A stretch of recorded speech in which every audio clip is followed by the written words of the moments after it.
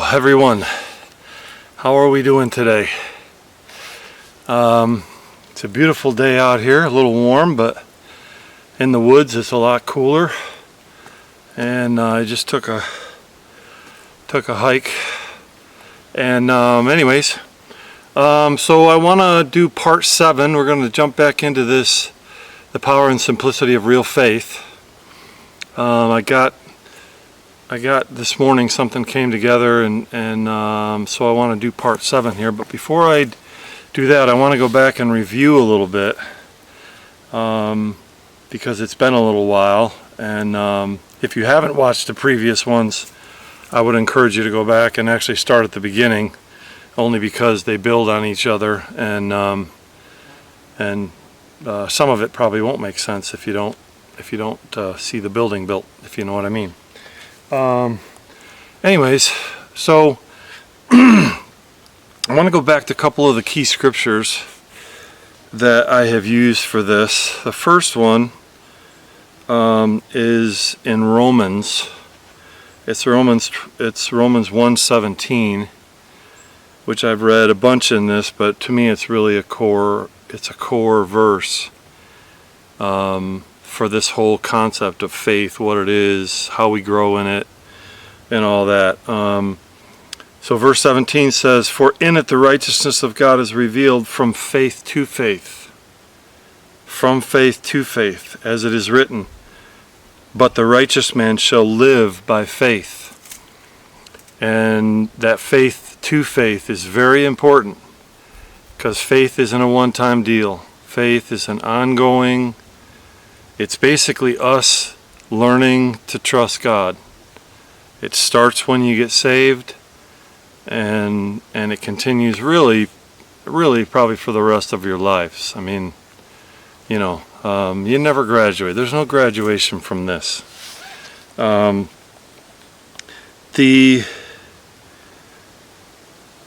want to also read that same verse in what is called the Message Bible.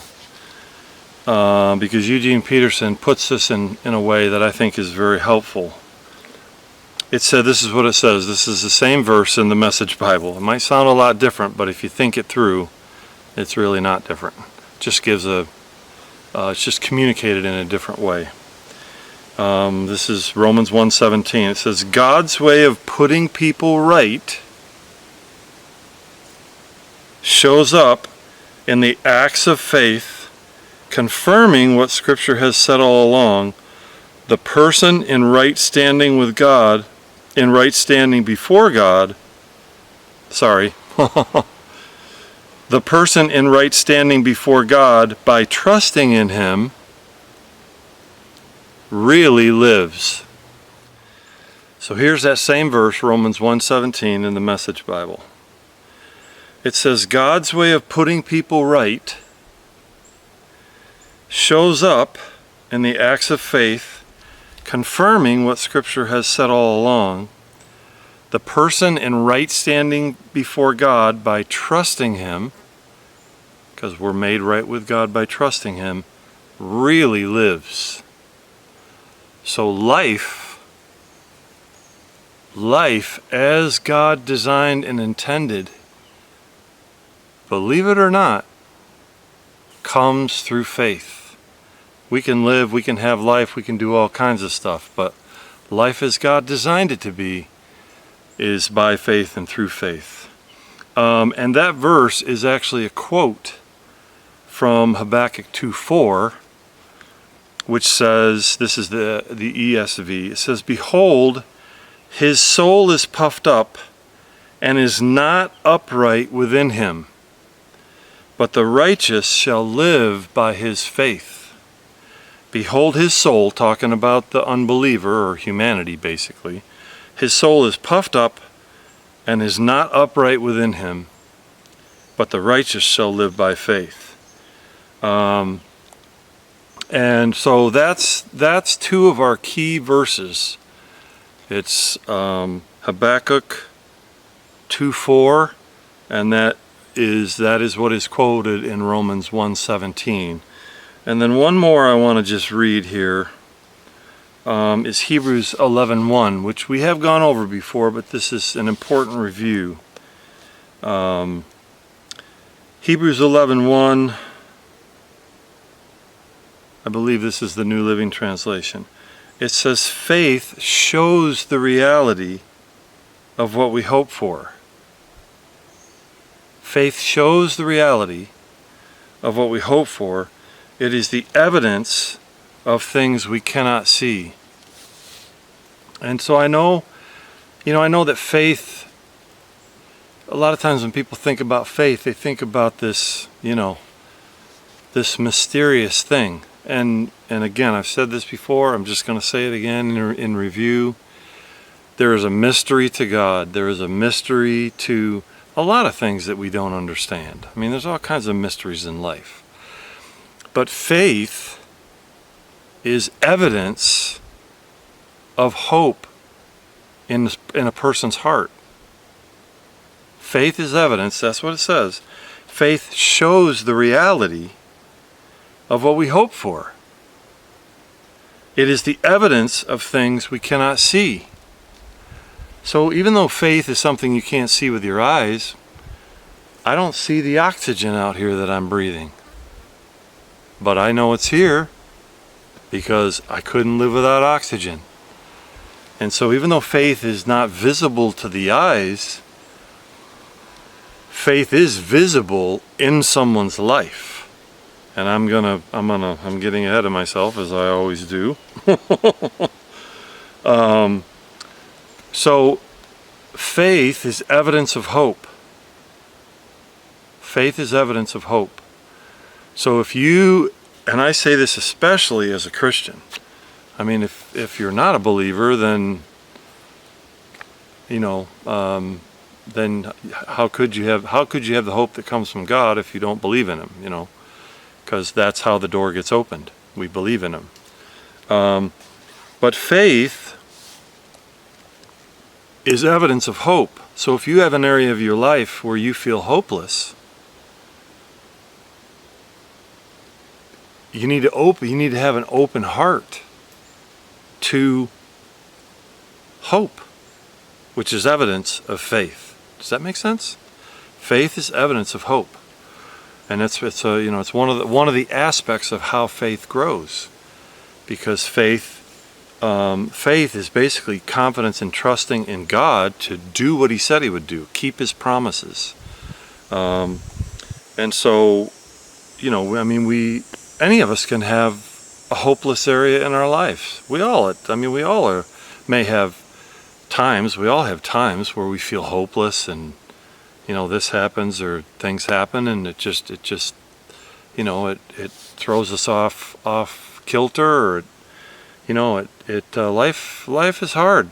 Things happen, and but again, one more scripture which I wanted to read here, because it's a good reminder to know that faith, eventually faith should affect every area of your life. So you can have an area of your life where you feel hopeless, and if you open your heart, if you allow God to work in your heart, if you're willing to be persuaded, which is what the word faith means. If you look up the word faith, it means to win over or to persuade. To win over or to persuade. And so I believe that all through the seasons of our life, it starts with salvation, but all through the seasons of our life, God is trying to persuade us of something. He's trying to persuade us of something. He wants us to believe Him and to trust Him. And I've used this example before, but I'll use it again, I think of faith like muscles in our body. We all have tons of muscles in our bodies. But some muscles in your body are stronger than others, primarily because you use them. But even those muscles that you have can grow stronger as you use them and you exercise them, And so faith ultimately, and when I say every area of your life, I mean every area of your life. as you grow and trust in God in different areas of your life, it changes how you live. It really does change how you live. So one more scripture I wanted to read here. Sorry, I'm looking over there because I keep hearing something. I think something fell out of a tree or something. Proverbs 3, 4, and 5, and this is just to emphasize what I just said, is Proverbs 3, 4, and 5 says, trust the Lord with all of your heart. Do not depend on your own understanding. Seek His will in all you do, and He will show you which path to take. And it's interesting, you can't see this, and I'm not going to spin the camera right now, but I'm sitting on a trail. There's a trail here. I'm up in Fillmore Glen, and I'm sitting on a trail. And Proverbs 3 says, trust the Lord with all of your heart. Not 5% or 10% or 15% or 20%. All. That's the faith to faith. That is the faith grows. It's not a one-time deal. It's not, I prayed a prayer 15 years ago and nothing's happened in my life since. If that's the case, you're missing out on what faith is all about, and you're missing out on, you're just missing out on life, basically. The question I am trying to get myself into more open to and thinking about is, okay, God, what are you trying to persuade me of right now? What's going on in my life? What situation am I facing? Trouble am I facing? Heartache am I facing? What are you trying to persuade me of?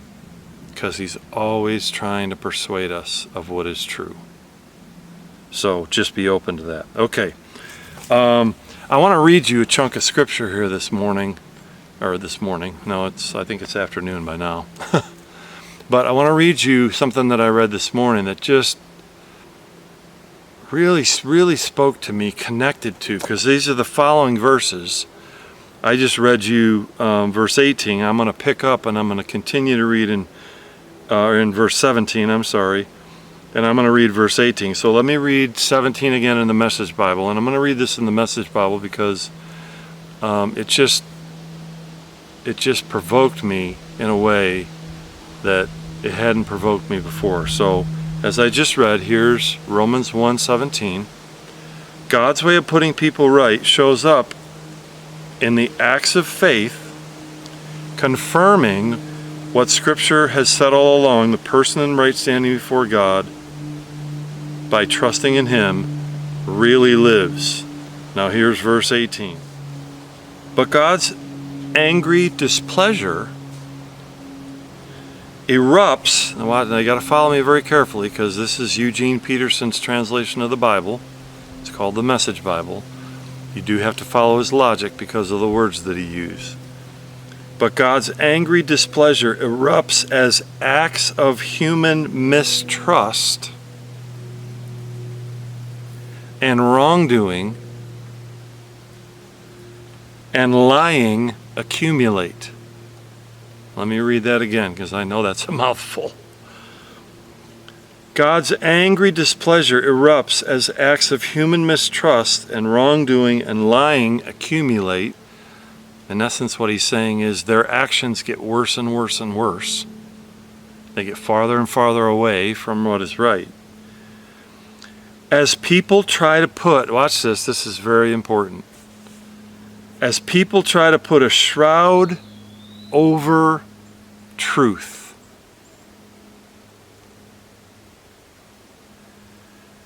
Now listen to this. But the basic reality of God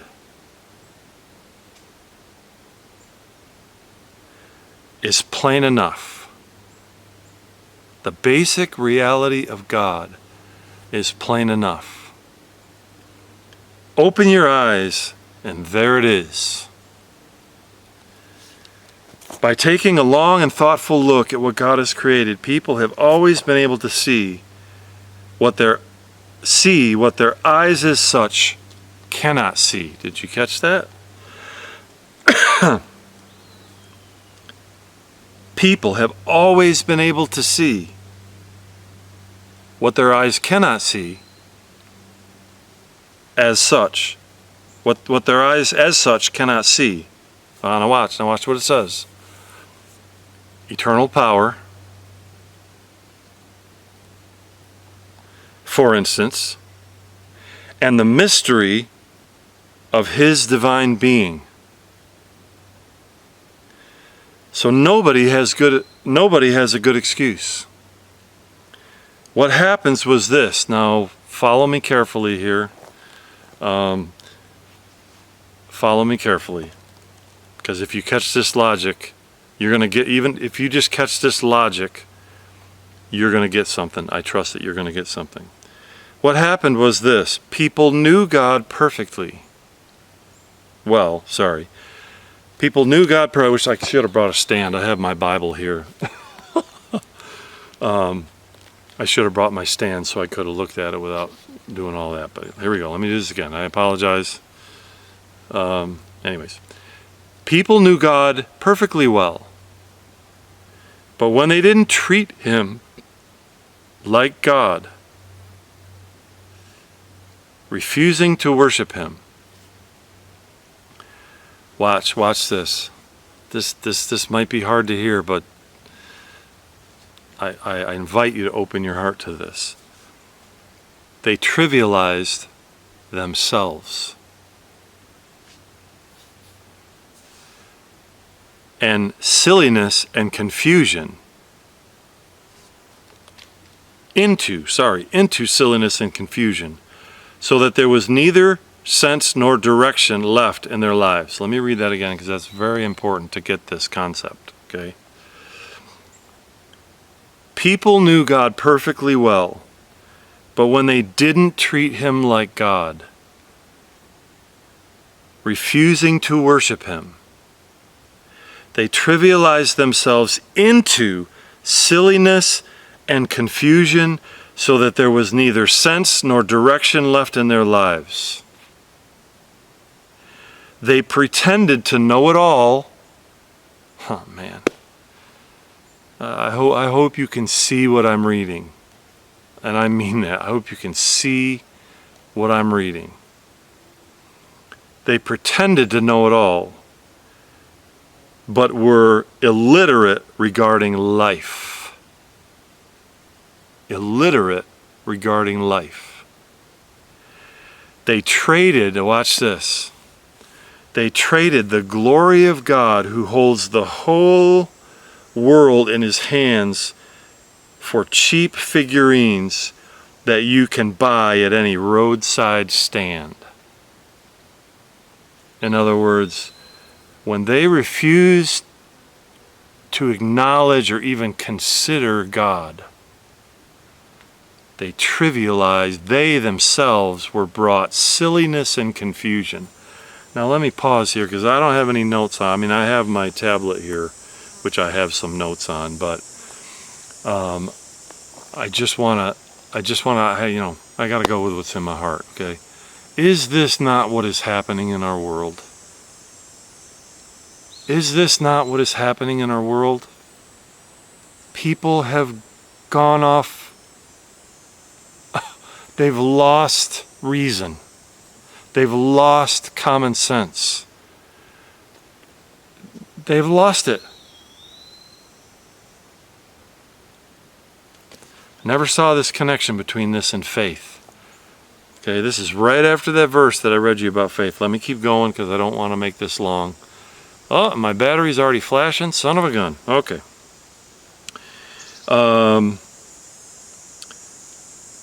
Here's verse 24, 25.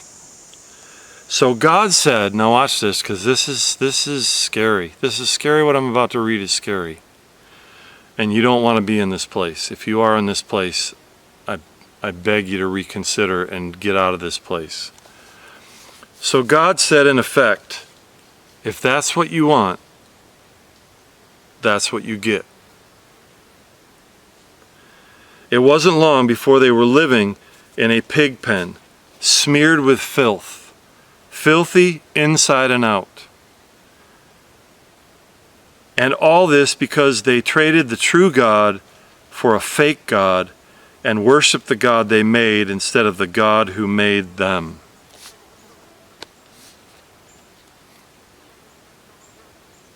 Basically what this is saying is, when you refuse to acknowledge God, when you refuse to look honestly at creation, because you can't look honestly at creation. You can't look deeply in creation, in what's made, the natural world, and believe that it came from nothing. I mean, you can believe whatever you want, but you can't do it. You can't do it honestly. You can't do it with integrity, okay? Because creation screams design and details and purpose. It screams it without saying a word. Let me go on, and I'm going to wrap this up. I'm going to keep this short. Then it says this: oh yes, worse followed. So in other words, if that's not bad enough, it gets worse. Refusing to know God, they soon didn't know how to be human either. Women didn't know how to be women. Men didn't know how to be men. Sexually confused, they abused and defiled one another. Women with women, men with men, all lust, no love. And they paid for it. Oh, how they paid for it. Emptied of God and love, godless and loveless wretches. Since they didn't bother to acknowledge God, God quit bothering them and let them run loose. Ouch. Is that not what's happening in our world? This is what's happening in our world. This is what's happening in our world, and it's actually worse than that, but I'm not gonna go there. But I never saw the connection of this passage. Excuse me, this passage. And I don't know how I never saw it, because the verse is in this passage. To what I just read to you in faith. It is totally connected to faith. Or should I say, a lack of faith. An unwillingness to, basically an unwillingness to believe. An unwillingness to take an honest look at reality, and I'm talking the natural world. I mean, I'm not even talking the spiritual world.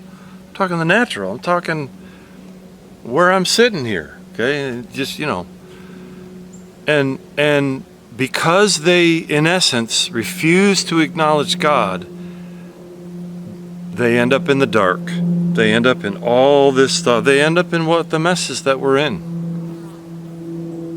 They end up in the messes that we're in. And it's the opposite of faith. It's the opposite of faith. And so I don't know how this lands on you. I don't know where you're at. You might be happy, you might be convicted, you might be ticked at me and think I'm a bigot. And I'm not a bigot, and so that doesn't really matter, because I'm not. But here's what I want to end with is, spiritually speaking, and actually if you look at the video that you clicked on to watch this, when I found that picture that's on the video, I said, that's the picture I want for this series. Because I never really understood that faith, when we open our hearts to God, who is light, spiritually speaking, light is let into our life. And that picture of the cross, where the doorway is the cross, and the light coming in, that is very symbolic of what happens to us spiritually when we open our hearts, when we let Christ into our hearts. Because God is light. And all this darkness and all this stuff that the passage talks about, and it continues, but I'm going to end with that. It all happens as a result of turning away refusing to see and trust, refusing to be persuaded of reality. Refusing to be persuaded of reality. and I've got more that I'm going to do in this series. Something that I've been working on for quite a while, actually. That's going to it's going to build on this whole theme of faith is evidence of what's real. Faith is not a wish list. Faith is not wishful thinking. Faith is evidence of what is real in the spiritual world. And that's why it gives us hope, and God gives us hope in hopeless situations. So anyways, I hope that helped. I hope you found it encouraging, maybe even challenging. Would love to hear any response or any feedback you have on it. And awesome, that's part 7 in this. There will be more. I don't know exactly when, but faith is a very big deal. And it's very simple. Don't complicate it. Don't complicate it. Just be persuadable. So, thanks so much for watching. Have an awesome day. We will see you next time.